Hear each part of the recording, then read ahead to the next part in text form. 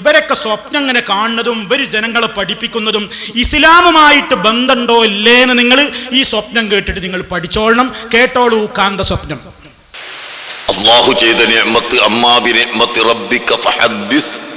അല്ലാഹു ചെയ്ത നിഅമത്ത് എടുത്തു പറയണം എന്ന കൽപ്പന പ്രകാരം സാധുവായ വിനീതനായ ഞാൻ പറയുന്നു. ഞാനും ഉള്ളാൾ തങ്ങളും കൂടി ഇബ്നു അത്താഇല്ലാഹി സിക്കന്ദരി റളിയല്ലാഹു അൻഹുവിന്റെ ഖബറിന്റെ അടുക്കൽ പോയി സിയാറത്ത് ചെയ്തു. സിയാറത്ത് കഴിഞ്ഞതിന്റെ ശേഷം ഞാൻ ഇബ്നു അത്താഇല്ലാഹി സിക്കന്ദരി തങ്ങളോട് പറഞ്ഞു, അജിസ്നി ലിതദ്രീസിൽ ഹികം, അങ്ങയുടെ ഹിക്മ എന്ന കിതാബ് ദർസ് നടത്താൻ എനിക്ക് ഇജാസത്ത് തരണം. ബഹുമാനപ്പെട്ട ഉള്ളാൾ തങ്ങളും പറഞ്ഞു, അങ്ങനെ തന്നെ, ഞങ്ങൾക്ക് ഇജാസത്ത് തരണം. ആരോട് പറയുന്നു?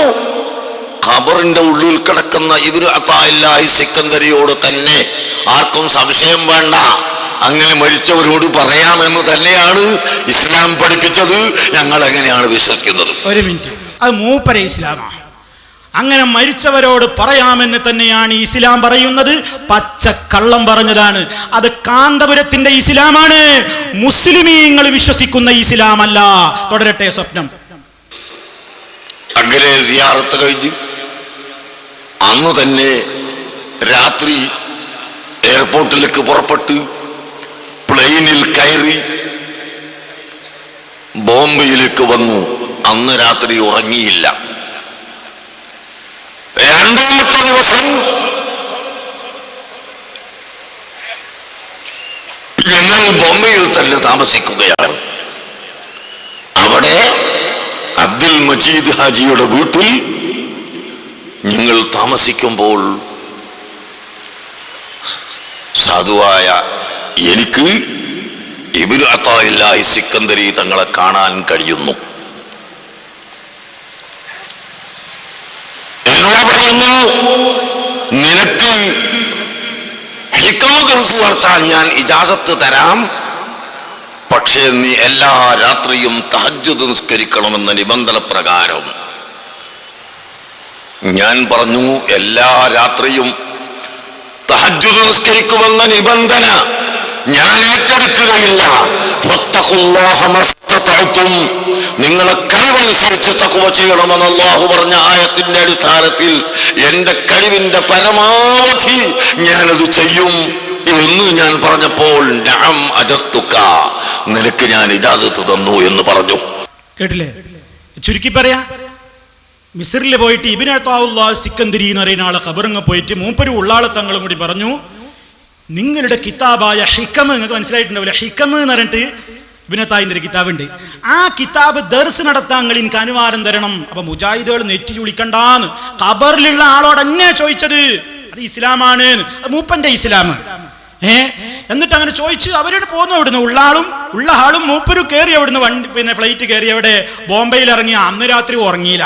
അന്ന് രാത്രി ഫുള്ള് ബോംബെയിൽ ഉറക്കൊഴിച്ച്.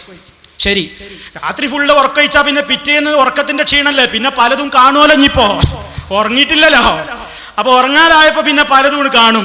ആ കണ്ടത് എന്താ കണ്ടിട്ട് എന്ത് ഒരാ ഇബ്നു അത്താഉല്ലാഹി മുമ്പില്, സിക്കന്ദരി മുമ്പിൽ വന്നിട്ട് പറയാണ്, അജസ്തുക, നിനക്ക് ഞാൻ ഇജാസത്ത് തന്നിരിക്കുന്നു, എന്റെ കിതാബ് ദർസ് നടത്തിക്കോ, പ്രശ്നമൊന്നുമില്ല, പക്ഷേ തഹജ്ജുദ് നിസ്കരിക്കണം. എനിക്ക് അങ്ങനെ എപ്പോഴും പറ്റൂലോ. കുത്തുബിയത്തും റാത്തീബും പിന്നെ ഈ പോക്കും വരവും അതൊക്കെ പലപ്പോഴായിട്ട് അങ്ങനെ എപ്പോഴും കഴിയൂലോ. എൻ്റെ കഴിവിൻ്റെ പരമാവധി ചെയ്തോളാ. ആ ശരി, എന്നാൽ ആ കരാറിൻ്റെ മേൽ ഞാൻ നിനക്ക് അനുവാദം തന്നു. നോക്കണം, നിങ്ങൾ ഈ സമുദായത്തെ പഠിപ്പിക്കുന്ന ഇത്തരത്തിലുള്ള ശൈത്താനിയത്ത്, ശൈത്താനായി വരുന്നത് ഉറങ്ങാത്തവന്റെ മുമ്പിൽ വിറ്റേഴ്സും ഇന്നേക്ക് ആയിട്ട് ഇങ്ങനെ പറയണത് മുപ്പരവും വിചാരിച്ചിങ്ങനെ വരും. അപ്പൊ ശൈത്താന് നല്ലതായി. അതാ ആരാ വന്നതെന്നും ഇങ്ങനെ ഏത് ആൾക്കാരിങ്ങനെ പലതും പറഞ്ഞുകൊണ്ട് നടക്കും. ഇങ്ങനെ പറയുന്നവരൊക്കെ എടുത്ത് ആരാ വരുന്നതെന്നും എന്താ അവരെ പരിപാടി എന്നൊക്കെ ചിലപ്പോ കാന്തപുരം ഉള്ളാളൊക്കെ മറന്നിട്ടുണ്ടാവും. പണ്ട് പഠിപ്പിച്ചു കൊടുത്ത് എവിടുന്നോ കേട്ടതിൻ്റെ ഒരു ഭാഗം പേരോടാകുന്ന ശിഷ്യന്റെ തലയിലുണ്ടായിരുന്നു. മൂപ്പര് കാന്തപുരത്തിന് ദർസ് നടത്തി കൊടുക്കുകയാണ്. എന്താ ദർസ് നടത്തിന്? നിങ്ങളെ ഈ സ്വപ്നമൊന്നും വിശ്വസിക്കാൻ പറ്റൂല കേട്ടോ. പേരോട് ശിഷ്യനതാ ഉസ്താദിനെ പഠിപ്പിക്കുന്നു, കേട്ടോളൂ. എന്താ അതിന്റെ വ്യാഖ്യാനം?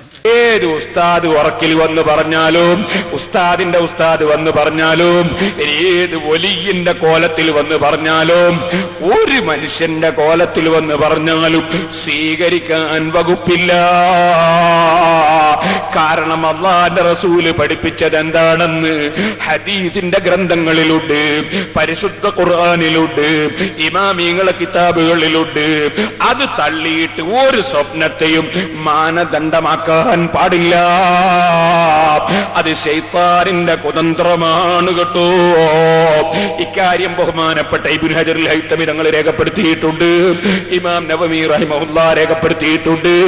ലോകത്തുള്ള എല്ലാ ഇമാമിങ്ങളും അവരെ കിതാബുകളിൽ ഇക്കാര്യം എഴുതി രേഖപ്പെടുത്തിയിട്ടുണ്ടെന്ന് ഞാൻ എന്റെ സാധാരണക്കാരെ ഓർമ്മപ്പെടുത്തുകയാണ്. ഉണ്ടോ? മൗലവിമാരോട് പറഞ്ഞിട്ട് കാര്യമില്ല, സാധാരണക്കാരെങ്കിലും പഠിച്ചോളിന്ന്. കിതാബ് ഓതി കൊടുക്കേണ്. ഇബ്നു ഹജറിന്റെ കിതാബ് ഓതി, നവവിയുടെ കിതാബ് ഓതി കൊടുക്കേണ്. ഏത് ഉസ്താദ് വന്ന് പറഞ്ഞാലും സ്വീകരിക്കാൻ പറ്റൂല. പിന്നെ ഈ വരുന്നതൊക്കെ ആരാ എന്നാ പിന്നെ അങ്ങനെ കണ്ടില്ലേ? അതാരുടെ കുതന്ത്രാന്ന് മൂപ്പർ ഒന്നും കൂടി പറഞ്ഞു തരും. ആരുടെ കുതന്ത്രാണാ വന്നത്? പറയൂ, ആരുടെ കുതന്ത്രാണ്? അത് ശൈത്താനിന്റെ കുതന്ത്രമാണ് കേട്ടോ. അത് ശൈത്താനിന്റെ കുതന്ത്രമാണ് കേട്ടോ. താങ്ക് യു, പറഞ്ഞതിന് വളരെ നന്ദി. ആരുടെ കുതന്ത്രാന്ന് മനസ്സിലായില്ലേ? മനസ്സിലായി. ശൈത്താന്റെ കുതന്ത്ര. ഇതാ ഞാൻ നേരത്തെ പറഞ്ഞത്, അത് ശൈത്താനിയത്താണ്, ഇസ്ലാമിയത്തല്ല. ആ സ്വപ്നം ശൈത്താനിയത്താണ്, ഇസ്ലാമിയത്തല്ല എന്ന് പറഞ്ഞത് ബോധപൂർവമാണ്. നിങ്ങൾക്ക് അങ്ങനെ സ്വപ്നം തന്നെയല്ലേ പണി? സ്വപ്നം തന്നെയല്ലേ പണി? ഒരറാബിന്റെ അടുക്കൽ മൂപ്പര് ഇവിടെ വായിച്ചിട്ടുണ്ട്. ഖുർത്തുബിയിൽ നിന്നൊരു കാര്യം വായിച്ചു. അല്ലാഹുവിന്റെ റസൂലിന്റെ ഖബറിലെ കഥ. ആരാ കയറി വരുന്നത്?